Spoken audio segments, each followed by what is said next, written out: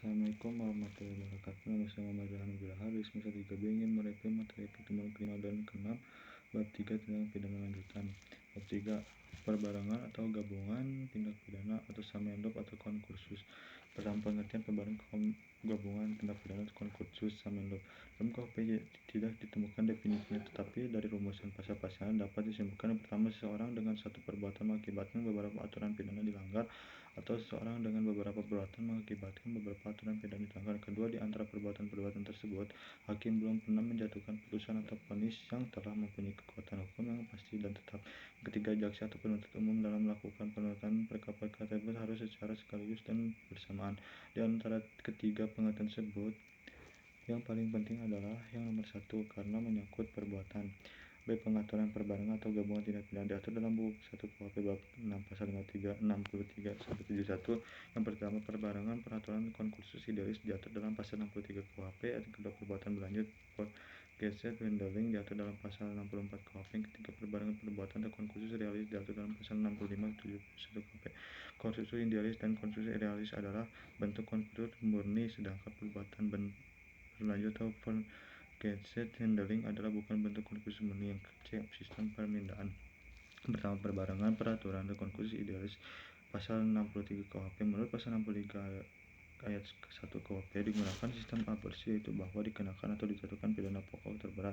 Sistem pemidanaan seperti ini dinamakan absorpsi murni atau hisapan murni, yaitu pidana yang terberat menghisap pidana yang ringan.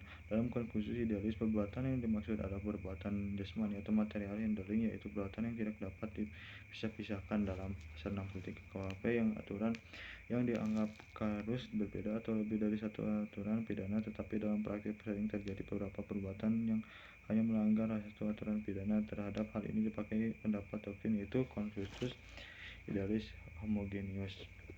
B. Perbuatan berlanjut atau progressive handling.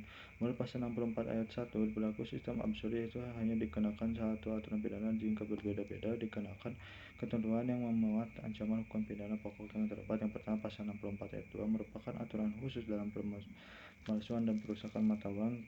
Pasal 64 ayat 3 merupakan ketentuan khusus dalam hal ini berbagai kejahatan ringan yang merupakan perbuatan berlanjut.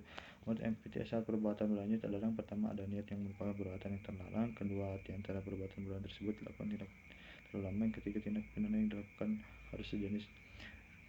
Terus C. Perbarengan perbuatan konkursus realis pasal 65 sampai pasal 71 KUHP. Konkursus realis berupa kejahatan yang diancam pidana pokok sejenis, yaitu terhadap kejahatan plus kejahatan. Pasal 65 yaitu hanya dikenakan satu pidana dengan ketentuan bahwa jumlah pidana maksimum tindak aborsi yang dipertajam atau diperberat. Contoh, A melakukan 3 jenis kejahatan yang diancam pidana masing-masing 4 tahun, 5 tahun, dan 9 tahun. Terhadap hal ini pidana ada 9 tahun atau 1 kali 3 kali 9, 1 per 3 kali 9 sampai dengan 12 tahun. Konkursus realis yaitu yang berupa kejahatan yang diancam pidana pokok sejenis, yaitu kejahatan plus pelanggaran. Menurut pasal 66 KUHP, untuk semua jenis ancaman pidana tiap-tiap kejahatan dijatuhkan, tetapi jumlahnya tidak boleh melebihi atau maksimum pidana terberat ditambah sepertiganya. Sistem ini disebut akumulasi yang diperlukan atau diperingan. Terus konkursus realis pelanggaran diatur dalam pasal 70 KUHP. Dengan sistem pemilihan tersebut, akumulasi atau pidana sejenis, yaitu tiap-tiap pidana diajukan. Untuk konkursus realis baik yang merupakan kejahatan atau pelanggaran yang diadili pada saat yang berlaku pasal 71 KUHP. Pasal 71 KUHP berhubungan dengan pengertian perbarengan, yaitu rumusan ketiga.